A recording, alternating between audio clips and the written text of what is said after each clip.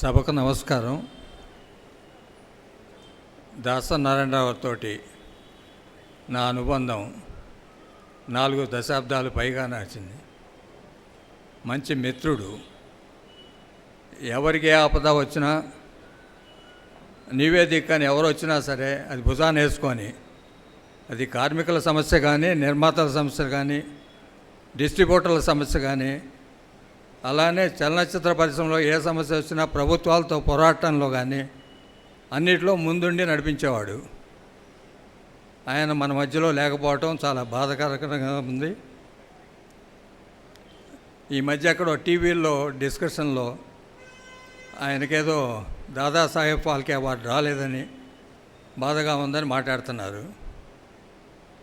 నా ఉద్దేశంలో దాదాసాహెబ్ ఫాల్కే కన్నా ఆయన చాలా గొప్పవాడు. మన చలనచిత్ర పరిశ్రమ ఉన్నంతకాలం ఆయన సేవలు గుర్తించుకుంటారు. ఇవాళ జిఎస్టీ సమస్య ఉంది. ఈ సమస్య వల్ల చలనచిత్ర పరిశ్రమ పోరాడలేకపోతుంది ప్రభుత్వాలతో. ఇది ఇంప్లిమెంట్ అయితే రీజనల్ ఫిల్మ్ ఇండస్ట్రీ అనేది మనుగడ చాలా కష్టం.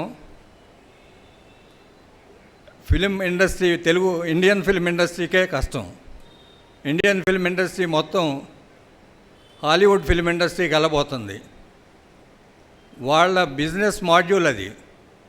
అక్కడ ఉన్నది డిస్ట్రిబ్యూటర్లు కానీ, ప్రొడ్యూసర్లు కానీ, స్టూడియో ఓనర్లు కానీ, ఎగ్జిబిటర్లు కానీ అంతా 10 మంది కలిసి కంట్రోల్ చేసే పరిశ్రమ అది.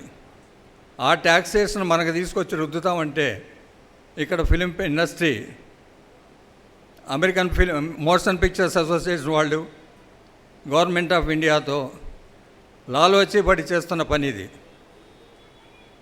ఇది ఫిలిం ఇండస్ట్రీ మేల్కొనాలి. అలానే రాష్ట్ర ప్రభుత్వాలు, ముఖ్యంగా రీజనల్ ఫిలిం ఇండస్ట్రీ, తెలుగు కానీ, తమిళ్ కానీ, మలయాళం కానీ, బెంగాలీ కానీ, మరాఠీ కానీ, వీళ్ళందరికీ కొంచెం కష్టాలు ఎక్కువ వస్తాయి. ఇట్లాంటి ఏ సమస్య వచ్చినా ముందుండి నడిపించే వ్యక్తి మన మధ్య వాడు లేనప్పుడు ప్రభుత్వాలన్నా ఈ సమస్య మీద పోరాడి సెంట్రల్ గవర్నమెంట్ తోటి కూలంకషంగా ఈ ప్రాబ్లం అర్థం చేసుకొని ముందుకు నడిపించాలి రాష్ట్ర ప్రభుత్వాలకి. మన రాష్ట్ర ప్రభుత్వం మంత్రి గారు ఇక్కడే ఉన్నారు. అమెరికన్ ఫిల్మ్ ఇండస్ట్రీ, ఫిక్కీ కానీ, లేకపోతే ఏఎంపీఏ కానీ, లేకపోతే ప్రొడ్యూసర్స్ గిల్డ్ కానీ, వాళ్ళు బుల్డోజ్ చేసి తీసుకొచ్చిన విధానం అది. ఎంటర్టైన్మెంట్ ట్యాక్స్ అనేది local body tax. It was never A state tax or central tax. కాబట్టి మీడియా కానీ, ఇండస్ట్రీ కానీ, ప్రభుత్వాలు కానీ మొత్తం వేసుకొని ఎదిరించాల్సిన సమస్య ఇది. లేకపోతే ఫిల్మ్ ఇండస్ట్రీ మొత్తం మూతపడిపోయి హాలీవుడ్ ఫిల్మ్ ఇండస్ట్రీ వాళ్ళ పిక్చర్లో డబ్బింగ్ చేసుకొని నడవాల్సిన పరిస్థితి వస్తుంది. ఈ అవకాశం నాకు వచ్చినందుకు థ్యాంక్స్ అండి. ముఖ్యంగా వారి కుమారులకి మనోధైర్యం ఇవ్వాలని ప్రభుకి కానీ, అరుణ్కి కానీ నా సంతాపం తెలియజేస్తున్నాను. వారి ఆత్మకు శాంతి చేకూరాలని కోరుతున్నాను. Thank you.